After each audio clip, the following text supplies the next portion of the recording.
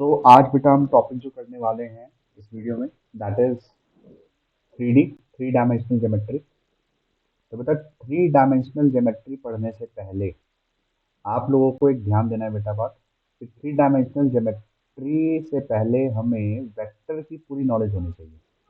तो three D शुरू start करने से पहले बेटा वेक्टर्स की अच्छे से नॉलेज रखना। अगर नहीं है तो सबसे पहले वो वेक्टर का टॉपिक करना है आपने, उसके बाद फिर आपको थ्री डी के टॉपिक पे आना है। ठीक है। अब थ्री डी के अंदर जो सबसे पहला टॉपिक है हमारा वो क्या है? थ्री डी का सबसे पहला टॉपिक आता है हमारा direction ratios and direction cosines of a line. यहाँ पर हम जो बात करने वाले हैं बेटा वो लाइंस की बातें करने वाले हैं। अभी तक हमने वेक्टर की बातें करी है, अब यहाँ पर हम वेक्टर की जगह पे लाइन की बातें करने वाले हैं, लेकिन हमें सोचना बिल्कुल वेक्टर की तरह ही है बेटा।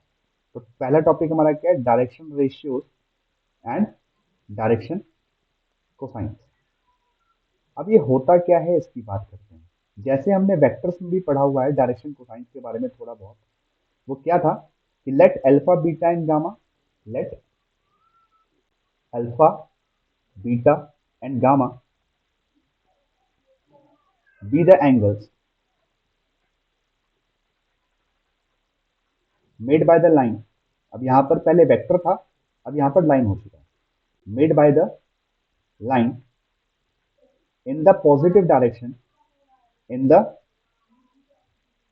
Positive direction of X Y and Z axis, of X Y and Z axis, then cos alpha, cos beta and cos gamma. Cos alpha, cos beta and cos gamma are the DCs of the line. Are the DCs of the line. मतलब अगर alpha beta gamma आपको given है तो cos alpha cos beta cos gamma सीधा DCs हो जाएंगे। ये पहला तरीका है बेटा डायरेक्शन को साइंस निकालने का। ठीक है। अब उसके बाद बात करते हैं डायरेक्शन रेशियोज की। डायरेक्शन रेशियोज होते क्या है बेटा? Simply they are the values which are proportional to direction cosine. हमने ये भी बात पढ़ी थी बेटा, ये जो डायरेक्शन कोसाइन होते हैं, पहले वाले डायरेक्शन कोसाइन कॉस अल्फा को हम एल कहते हैं, दूसरे वाले को एन कहते हैं और तीसरे वाले को हम एन कहते हैं। और इनके बीच में एक रिलेशनशिप होता है बेटा, L square plus M square plus N square is equal to one. ये इंपॉर्टेंट है बेटा। सॉरी, इसके ऊपर बेस्ड क्वेश्चन पूछ सकता है आपसे वो, ये इंपॉर्टेंट पार्ट है आपका। अब डायरेक्शन रेशियोज डायरेक्टली क्या होते हैं बेटा? हमने जैसे बात करी, they are proportional to direction cosine. Simple, जो एल एम और एन के प्रोपोर्शनल वैल्यूज होती हैं उसी को हम डायरेक्शन रेशियोज कहते हैं। थोड़ा सा वेक्टर्स में पीछे लेके जाना चाहूंगा बेटा आपको मैं। जैसे एक साइड में आपको चीज बता रहा हूँ बेटा मैं, जो हम एक्चुअली पढ़ चुके हैं पहले। जैसे मान लेते हैं हमारे पास एक वेक्टर है R, that is x I cap plus Y J cap plus Z K cap. मान लेते हैं हमारे पास एक ही वेक्टर है। तो इसका हम मैग्नीट्यूड निकालते थे कैसे बेटा? Under root of X square plus Y square plus Z square. ठीक है। तो उसका हम यूनिट वेक्टर कैसे निकालते थे बेटा? आर वेक्टर को उसके मैग्नीट्यूड से हम डिवाइड कर देते थे। मतलब जो हमारे पास वेक्टर आएगा वो कुछ इस तरीके से आएगा, X upon magnitude of R vector I cap, Y upon magnitude of R vector J cap plus Z upon magnitude of R vector K cap. कुछ ऐसे ऐसा होता था हमारे पास, जहां पर ये जो इसके स्केलर कंपोनेंट्स हैं, X upon magnitude of R vector, Y upon magnitude of R vector and Z upon magnitude of R vector, ये क्या होते थे बेटा? यही डीसीज होते थे हमारे लाइन के, वेक्टर के। यही वेक्टर के हमारे डी आर होते थे, डीसीज होते थे बेटा। तो यहाँ पर मैं आपको बस ये इसलिए बताना चाहता हूँ, क्या मैं कह सकता हूँ बेटा कि ये जो एक्स वाई जेड हैं, ये X upon magnitude of R, Y upon magnitude of R and Z upon magnitude of R के प्रोपोर्शनल है। तो मैं एक्स वाई जेड को ही डी आर बोल के चलूंगा यहाँ पे, एक्स वाई जेड को ही डी आर। तो मतलब सिंपल भाषा में बोला जाए तो जो आपको वेक्टर देगा ना बेटा, वेक्टर का जो आपके स्केलर कंपोनेंट होते हैं उन्हीं को हम डी आर बोल के चलते हैं, D R of the vector. मतलब एक्स वाई जेड जो स्केलर कंपोनेंट्स हैं वही D R of the vector होते हैं। और उसके करस्पॉन्डिंग डीसीज हम कैसे निकालते हैं? उसके मैग्नीट्यूड को डिवाइड करके। तो यही कॉन्सेप्ट अब हम यहाँ पे यूज करने वाले हैं। उससे हम सेकंड पॉइंट बनाएंगे। वो क्या लिख रहे हैं बेटा? If A, B and C are the DRs of the vector, are the DRs of the vector. Vector की जगह हम क्या बोल देंगे बेटा यहाँ पे, वेक्टर हटा के लाइन, क्योंकि हम लाइन की बातें कर रहे हैं यहाँ पे। वेक्टर की जगह क्या आ जाएगा आपके पास, line. Then DCs of the line क्या हो जाएंगे बेटा आपके पास, डीसीज ऑफ द लाइन क्या आ जाएंगे आपके पास, that will be a upon इसका मैग्नीट्यूड। अब मैग्नीट्यूड क्या आएगा, ध्यान दो, अगर आपके पास x Y z D R है तो मैग्नीट्यूड क्या है, इन सबके स्क्वायर के सम का स्क्वायर रूट, मतलब a square plus b square plus c square का square root, comma b upon under root of a square plus b square plus c square का square root, c upon under root a square plus b square plus c square का square root. ये आपके क्या हो जाएंगे, DCs of the line. यहां तक बात समझ पा रहे हो बेटा? Yes sir.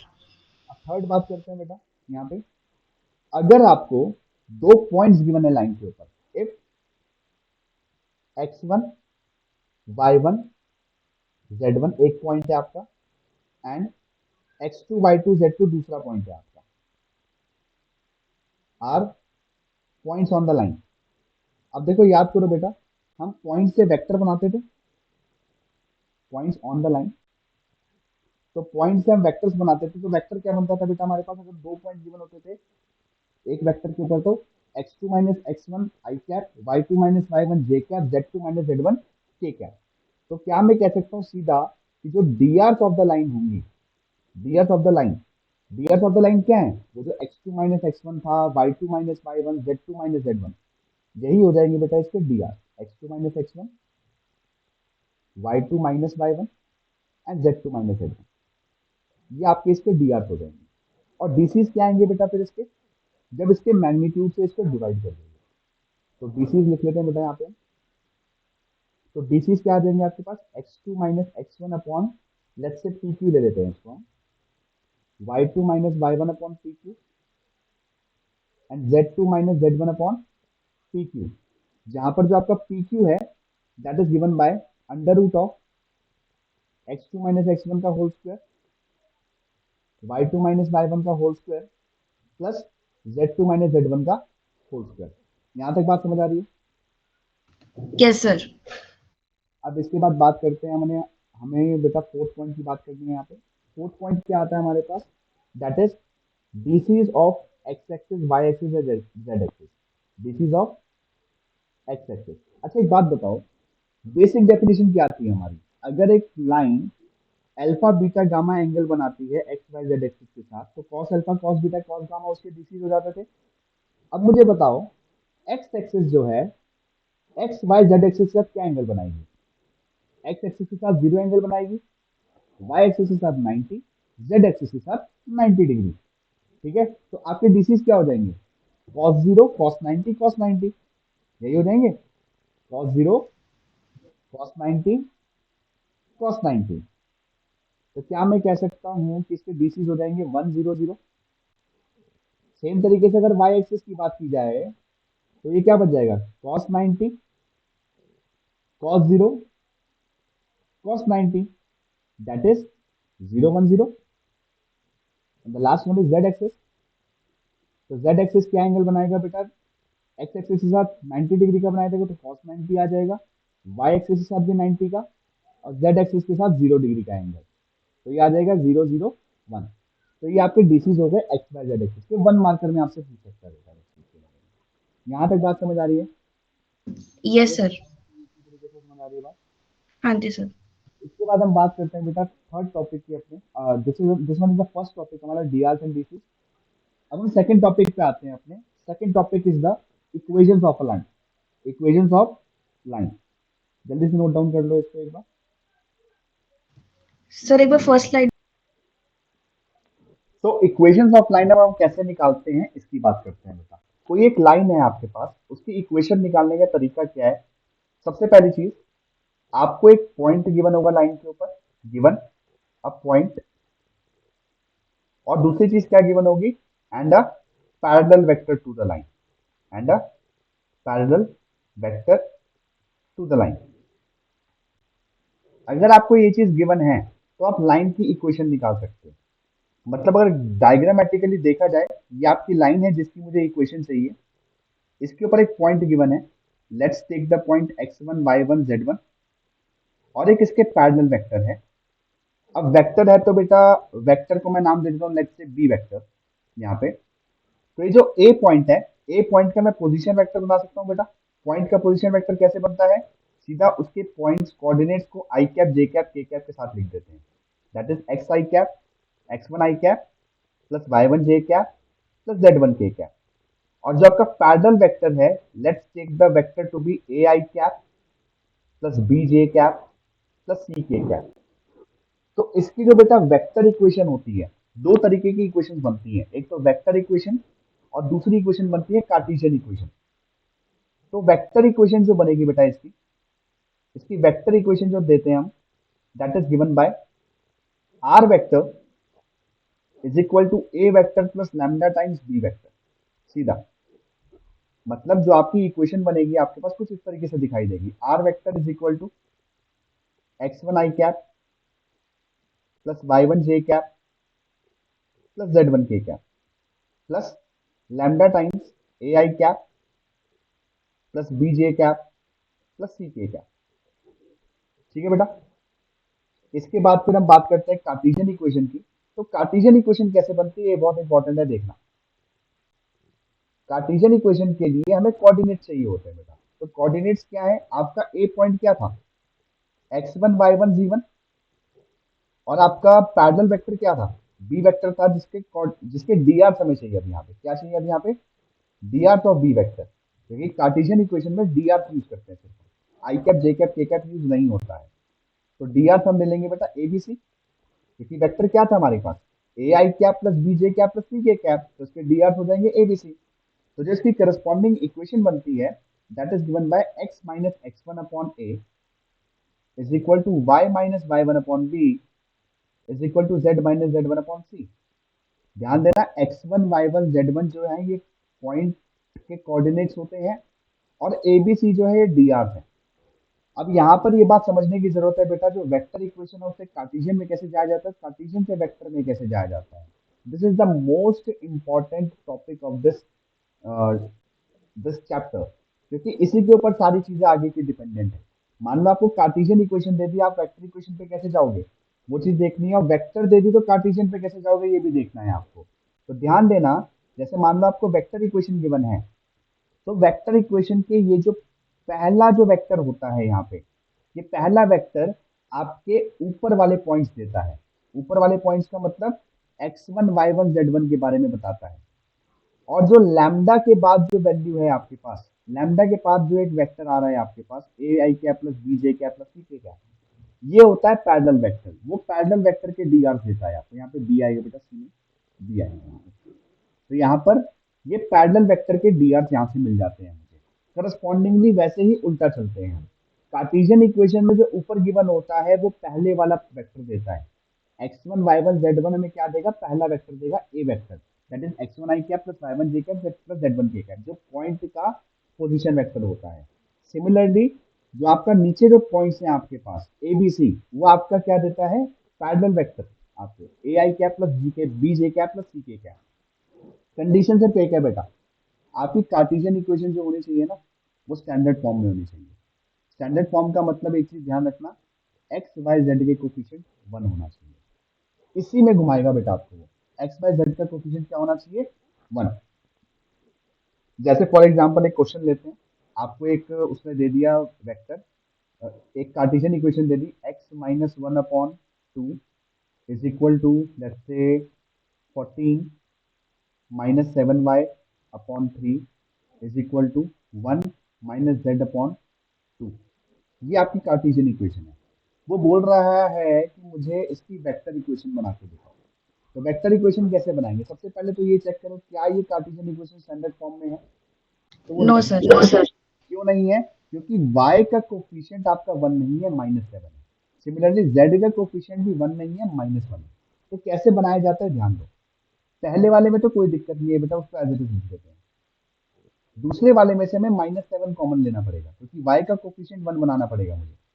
अच्छा, कुछ बच्चे बोलेंगे सर यहाँ पे अगर 7 का मल्टीपल नहीं होता तो क्या करते? जैसे मैं चेंज कर देता हूँ एक बारी, वो समझ आ जाएगा आपको।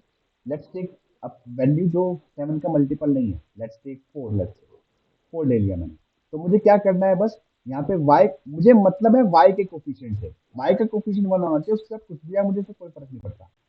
तो ये आ जाएगा -4/7 +4/7, -4/7 आ जाएगा आपका, डिवाइडेड बाय 3। अगर ये मल्टीपल नहीं है तो कोई भी दिक्कत नहीं है, उससे डिवाइड कर दो, बात सेम है। अब 1 - z/2 है तो इसका मतलब क्या है, माइनस कॉमन लेना पड़ेगा, z-1/2 आ जाएगा। तो मतलब इक्वेशन क्या बन गई मेरे पास, x-1/2 इज इक्वल टू, अब इस -7 का क्या करेंगे हम, इसको हम 3 के नीचे ले जाएंगे, क्योंकि यहाँ पर तो इसका कोई काम ही नहीं है, इक्वेशन में ऊपर कुछ है ही नहीं हमारे पास। तो ये चला जाएगा इस तरीके से, -3/7 बन जाएगा आपका। सिमिलरली ये जो ऊपर माइनस है, ये नीचे जाके 2 के साथ लग जाएगा। This is our standard equation. ये स्टैंडर्ड कार्टेशियन इक्वेशन आ गई। तो सबसे पहले बता दो बेटा, ए वेक्टर क्या बनेगा, दैट इज आई कैप, ध्यान देना बीच में माइनस का साइन होना चाहिए, ये बहुत जरूरी है, आई कैप प्लस 4/7 जे कैप प्लस के कैप, ये क्या बन गया आपके पास, ए वेक्टर। और बी वेक्टर क्या बन गया आपके पास, 2 आई कैप -3/7 जे कैप -2 के कैप। इसको बस इक्वेशन में पुट कर दो, R vector is equal to A vector plus lambda times B vector. I hope बेटा बात समझ आ रही है अच्छी तरीके से। Yes sir. Yes sir. एक और तरीका है बेटा इक्वेशन निकालने का लाइन का, ये थोड़ा सा मिसलेनियस तरीका है, लेकिन कभी कभार पूछ दे रहा है पेपर में बहुतों के, तो मैं इसलिए बता दे रहा हूँ, हालांकि ये सिलेबस में नहीं है, लेकिन फिर भी आपको पता होना चाहिए। तो द सेकंड वे इज, आपको गिवन होंगे 2 points, given 2 points on the line, 2 points on the line. तो उससे भी आप इक्वेशन निकाल सकते हो लाइन की। मतलब आपके पास एक लाइन है, इसके ऊपर सिर्फ 2 पॉइंट्स गिवन है, ए और बी। अब ए पॉइंट और बी पॉइंट फिक्स है, तो इसलिए हम ले लेते हैं इसको x1 y1 z1, और बी पॉइंट को ले लेते हैं x2 y2 z2। तो ध्यान देना, मुझे इक्वेशन बनाने के लिए चाहिए क्या होता है, एक पैरेलल वेक्टर और एक पॉइंट। देखो एक पॉइंट तो है मेरे पास, ए ले लेता हूँ इसको मैं। अब पैरेलल वेक्टर बनाने के लिए मैं क्या करता हूँ, एक काम करता हूँ, मैंने एक वेक्टर के अंदर एक कंसेप्ट समझा हुआ है, parallelism and collinearity are the same thing, parallelism and collinearity are the same thing. तो क्या मैं कह सकता हूँ, उस पैरेलल वेक्टर की जगह ये ए बी वेक्टर ले सकता है। अगर मुझे ए बी वेक्टर मिल जाए तो उसको मैं पैरेलल वेक्टर की तरह ट्रीट कर सकता हूँ, यस कर यस सकता सर। yes, sir। तो जो मेरा पैरेलल वेक्टर आएगा, पैरेलल वेक्टर क्या आएगा मेरे पास, जो पैरेलल वेक्टर है उसको मैं लेके चलूंगा इस तरीके से, बी वेक्टर माइनस ए वेक्टर। अब बी माइनस ए क्या है बेटा, these are the position vector of A and B. तो ए वेक्टर क्या है हमारे पास, x1 i cap plus y1 j cap plus z1 k cap. और बी वेक्टर क्या है बच्चे हमारे पास, x2 i cap plus y2 j cap plus z2 k cap. तो जो हमारी इक्वेशन बनेगी सबसे पहली vector equation, that will be A vector plus lambda times, सीधा सीधा जो हमारा पैरेलल वेक्टर था उसको रख दोगे। पैरेलल वेक्टर क्या है हमारे पास, बी माइनस ए वेक्टर, ठीक है, माइनस करके x2 minus x1 i cap, y2 minus y1 j cap, z2 minus z1 k cap. तो कार्टेशियन इक्वेशन क्या बनेगी बेटा इसकी, ये बन जाएगी कुछ इस तरीके से, जहां पे नीचे ए लिख रहे थे ना बेटा हम, वहां पे हम क्या लिख देंगे, x2 माइनस x1। जहां पर हम बी लिख रहे थे वहां पर आ जाएगा बेटा y2 माइनस y1। और जहां पे हम सी लिख रहे थे वहां पर आ जाएगा बेटा z2 माइनस z1। तो this is how we calculate the equation of these line, जिसके ऊपर 2 पॉइंट्स गिवन है। ये केस रेयर है आए, लेकिन अगर आ जाए तो आप ये तो नहीं बोल सकते ना, अगर पेपर में दे दिया उसने तो, क्योंकि कई जगह पे वो पूछ सकता है ये चीज, क्योंकि ये कॉन्सेप्ट आपको भी पता है बेटा कि अगर 2 पॉइंट्स गिवन है लाइन के ऊपर, तो parallelism and collinearity are the same thing, जिसकी वजह से मैं उसको पैरेलल वेक्टर की तरह ट्रीट कर सकता हूँ। दैट इज वाई ये भी आपसे पूछ सकता है, और आपके पेपर में बेटा एक बार आया भी हुआ है ऐसा क्वेश्चन, ठीक है। तो ये बात है आपके इक्वेशन ऑफ द लाइन की। इक्वेशन ऑफ द लाइन के बाद हम आते हैं बेटा एंगल बिटवीन टू लाइन्स के बारे में। अब एंगल बिटवीन टू लाइन्स क्या होती है, इसके बारे में बात करते हैं। एंगल बिटवीन टू लाइन्स, बेटा इस टॉपिक को बहुत ध्यान से करना है। ये जो आपको मैं चैप्टर करवा रहा हूँ, ये एक तरीके से वन शॉट दे रहा हूँ पूरा आपको इस चैप्टर का। ये चैप्टर बेटा बहुत ज्यादा मार्क्स का आता है, बहुत ज्यादा मतलब आपके बहुत ज्यादा का मेरा मतलब होता है बेटा कि 7 to 8 मार्क्स से ऊपर ही रहता है अकेला चैप्टर ये। तो आपको बहुत ध्यान से पढ़ना है, और ये चैप्टर ऐसा टॉपिक है, ये फॉर्मूला बेस्ड टॉपिक है बेटा। फॉर्मूला आता है आप कर जाओगे, सारे क्वेश्चन कर जाओगे। नहीं आता है कुछ भी कर लो, नहीं कर पाओगे इसको। तो बहुत ध्यान से इसके सारे बेसिक कॉन्सेप्ट को समझ के चलना है बेटा। अब एंगल बिटवीन टू लाइंस की बात करते हैं। एंगल बिटवीन टू लाइंस के साथ आप एक चीज लिख लो, angle between two lines is the angle between their parallel vectors. Angle between their parallel vectors, कोई भी दो लाइंस के बीच में एंगल निकालना है। देखो, लाइन के बीच में कुछ भी करना है ना आपको, लाइन बोलता है मेरे पैरेलल वेक्टर से बात करो। लाइन को क्या लाइन में क्या बोलना है, मेरे पैरेलल वेक्टर के पास जाओ, जो भी चाहिए आपको। Line angle between the parallel vectors आ जाएगा आपका। मतलब जैसे मान लो एक लाइन हमारे पास है L1 और दूसरी लाइन है हमारे पास L2। अब इनके बीच में मुझे एंगल चाहिए। तो ये कह रहा है कि जो हमारे पैरेलल वेक्टर्स हैं, इसके पास एक पैरेलल वेक्टर होगा B1 और इसके पास एक पैरेलल वेक्टर होगा लेट्स से B2। ऐसे बना देता हूँ लाइक दिस, ये B2। तो ये जो जो ये एंगल होगा वही ये एंगल होगा। ठीक है, ये कॉन्सेप्ट आपने क्लास 9 में आपने सीखा था। तो क्या ये कहा जा सकता है कि आपके पास एक वेक्टर मान एक इक्वेशन है आपकी लाइन की, A1 i cap, A1 vector plus lambda times B1 vector. जैसे से हमारे पास पहली लाइन की इक्वेशन ये है, और दूसरे लाइन की इक्वेशन ले लेते हैं R vector is equal to A2 vector plus mu times B2 vector. दोनों के कांस्टेंट चेंज कर दिए मैंने यहाँ पे। तो जो हमारे पास इक्वेशन दी हुई है, उससे अगर मुझे एंगल निकालना है बीच में लाइन में, तो उनके पैरेलल वेक्टर्स को पकड़ लो। पैरेलल वेक्टर्स कहाँ मिलते हैं बेटा, ये है पैरेलल वेक्टर्स। तो एंगल बिटवीन टू वेक्टर्स कैसे निकालते थे, ध्यान करो। cos theta is equal to B1 vector dot B2 vector upon magnitude of B1 into magnitude of B2, इसका होल मैग्नीट्यूड लग जाएगा बेटा, क्योंकि एंगल जो आएगा वो एक्यूट एंगल आएगा। वो ज्यादातर एक्यूट एंगल पूछ रहा है आपसे। ठीक है, लेकिन अगर आपको कार्टेशियन इक्वेशन दे दे यहीं पे, कार्टेशियन इक्वेशन मतलब कैसी देगा, वो कुछ इस तरीके से देगा आपको, is equal to Y minus Y one upon B1 is equal to Z minus Z one upon C1। ये पहली लाइन की इक्वेशन है। दूसरे लाइन की इक्वेशन ले लेते हैं, X minus X two upon A2 is equal to Y minus Y two upon B2 is equal to Z minus Z two upon C2। अब इनके बीच में अगर मुझे एंगल निकालना है, तो बात तो सेम ही है बेटा, लाइन की वेक्टर इक्वेशन देता है, कार्टेशियन इक्वेशन दे आपको, आपको निकालना cos थीटा ही है। अब cos थीटा में ऊपर क्या कर देते हैं आप, पैरेलल वेक्टर का डॉट प्रोडक्ट कर देते हैं। तो पैरेलल वेक्टर का डॉट प्रोडक्ट का मतलब क्या होता है, br को मल्टीप्लाई करके ऐड करना। मतलब b1 डॉट b2 का मतलब क्या है, b1 vector dot b2 vector का मतलब है a1 a2 plus b1 b2 plus c1 c2।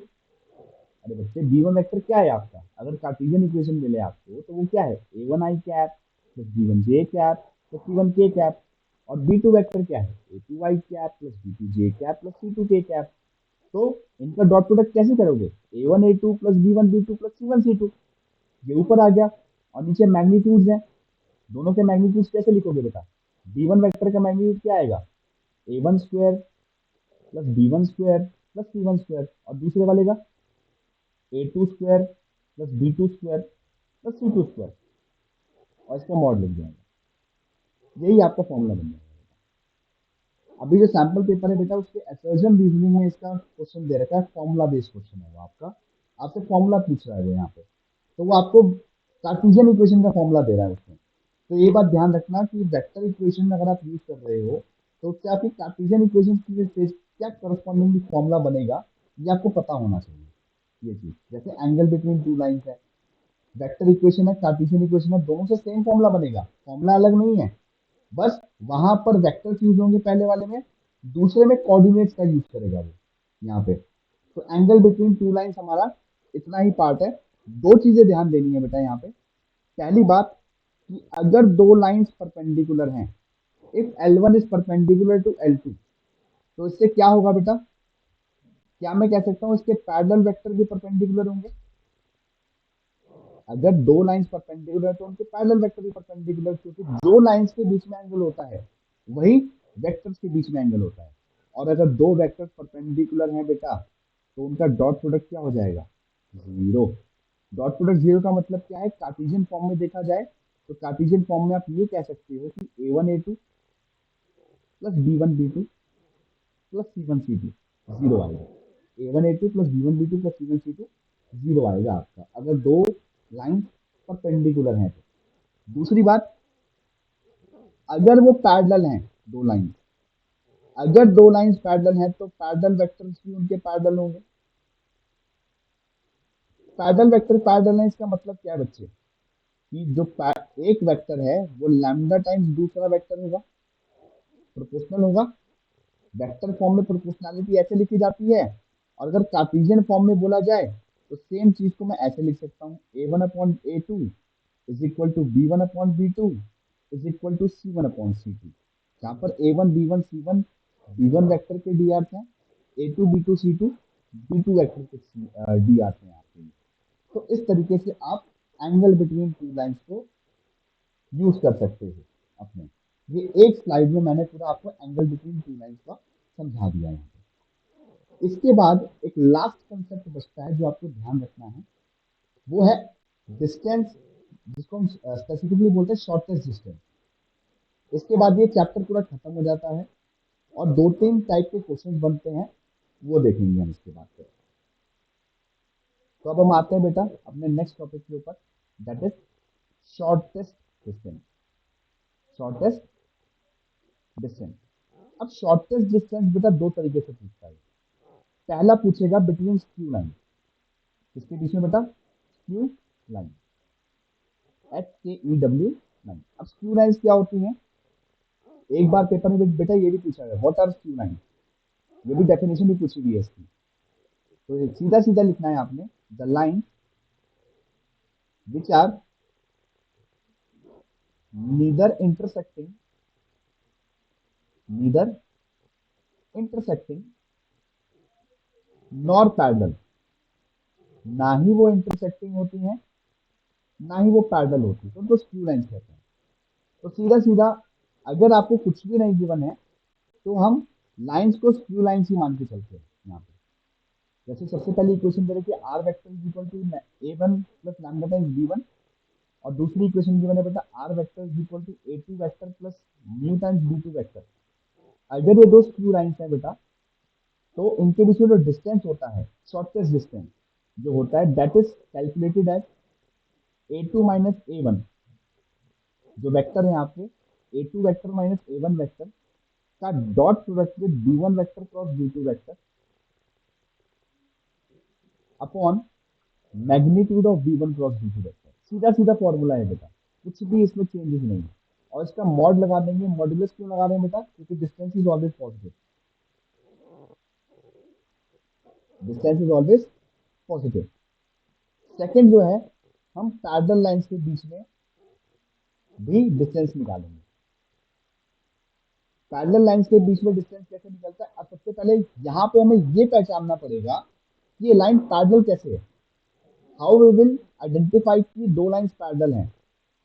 तो ध्यान देना, पैरेलल लाइंस के जो पैरेलल वेक्टर्स होते हैं, जो पैरेलल वेक्टर्स होते हैं वो हमेशा या तो इक्वल होंगे, या तो वो इक्वल होंगे या तो प्रोपोर्शनल।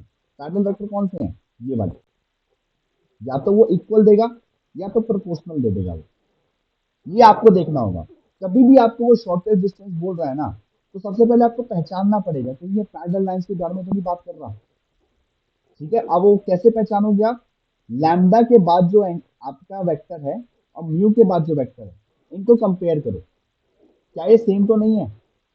अगर सेम नहीं है तो क्या प्रोपोर्शनल तो नहीं है ये? दोनों बातें सेम चीज है, दोनों ही पैरेलल लाइंस को रिप्रेजेंट कर रही है बेटा। ठीक है, तो अगर ये पैरेलल लाइंस हो जाती है बेटा, तो इनके बीच में जो सीधा फॉर्मूला बनेगा, इनका जो बीच में जो आप निकालोगे distance, that is given bye a2 minus a1 का cross product with b vector upon magnitude of b vector. अब कुछ बच्चे सोच रहे होंगे तो इसमें से कौन सा बी वेक्टर, अगर प्रोपोर्शनल हुआ ये, तो कौन सा वेक्टर लेके चलेंगे दोनों में, पैरेलल वेक्टर वाला? आप कोई भी ले सकते हो, कोई दिक्कत नहीं है इसमें, दोनों चलेंगे, दोनों में से कोई भी ले सकते हो आप। तो दीज आर द स्पेशल फॉर्मूले जो आपको ध्यान रखने हैं अपने क्वेश्चन को करते वक्त। कोई भी क्वेश्चन आ सकता है इसके ऊपर आपका। अब बेटा 2-3 तरीके के क्वेश्चन हैं जो आपको ध्यान रखने हैं, जो आपके पेपर में बहुत चांसेस हैं आने के, और बहुतों के पेपर में आए भी होंगे ये क्वेश्चन। और सबसे बड़ी बात बताऊं बेटा आपको, मैक्सिमम जो क्वेश्चन अभी आपको बताऊंगा, बहुत ही रेयर क्वेश्चन है जो एनसीईआरटी में अवेलेबल है आपके पास। एनसीईआरटी में बहुत कम अवेलेबल है ये क्वेश्चन। तो आओ इस पर हम बात करते हैं।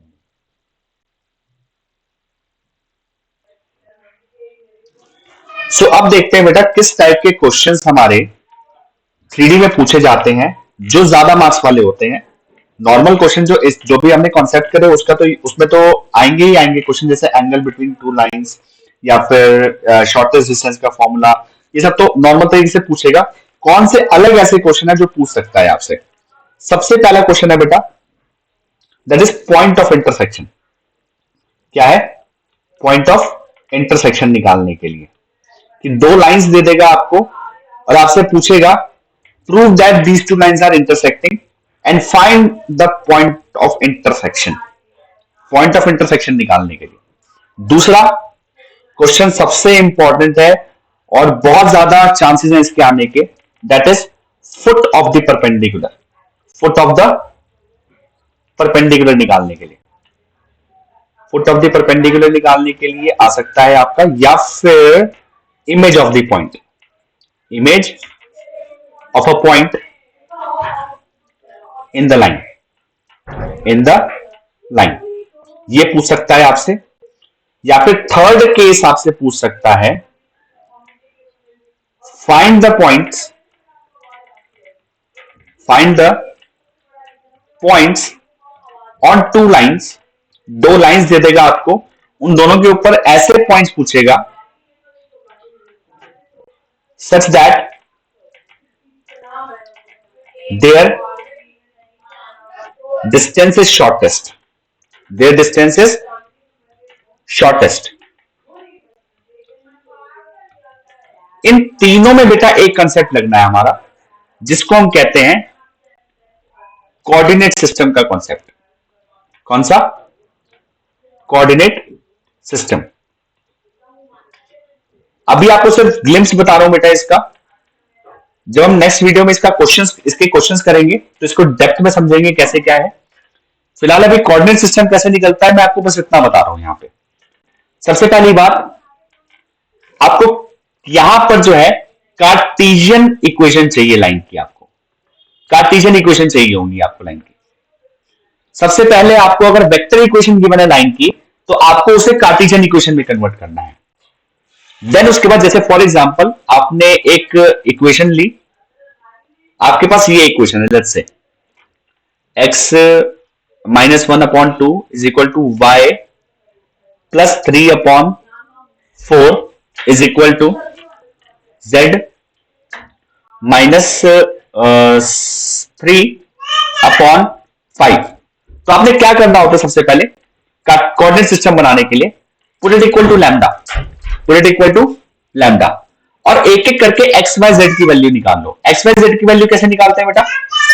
एक्स को लैम्डा के इक्वल ले लो, इस पूरे पार्ट को लैम्डा के इक्वल लेके एक्स की वैल्यू निकाल लो, मतलब X minus 1/2 is equal to lambda, Y plus 3/4 is equal to lambda ले लो, और Z minus 3/5 is equal to lambda ले लो। तो इससे क्या क्या वैल्यू आ रही बेटा एक्स की? एक्स की वैल्यू आ रहेगी 2 लैम्डा प्लस 1, y की वैल्यू आएगी बेटा 4 लैम्डा माइनस 3, एंड z की वैल्यू आ जाएगी 5 लैम्डा प्लस 3। सो आपका जो कोऑर्डिनेट है, मतलब लाइन, इस लाइन के ऊपर जो गिवन लाइन है आपके पास, इसके ऊपर कोई भी कोऑर्डिनेट होगा बेटा वो किस फॉर्म का होगा आपका? That will B of this form, 2 lambda plus 1, 4 lambda minus 3 and 5 lambda plus 3।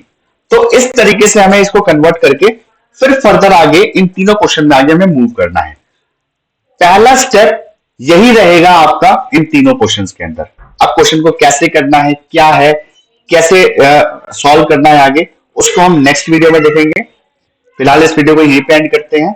And सारे बच्चे इस कॉन्सेप्ट को पूरे अच्छी तरीके से रिवाइज कर लें, क्योंकि अगले वीडियो के अंदर मैं इन कॉन्सेप्ट्स को डायरेक्टली एज अ फॉर्मूले यूज करूंगा मैं, और ये माइंड में आपके अच्छे तरीके से याद होने चाहिए बेटा। तो बेटा मिलते हैं नेक्स्ट वीडियो में, बाय।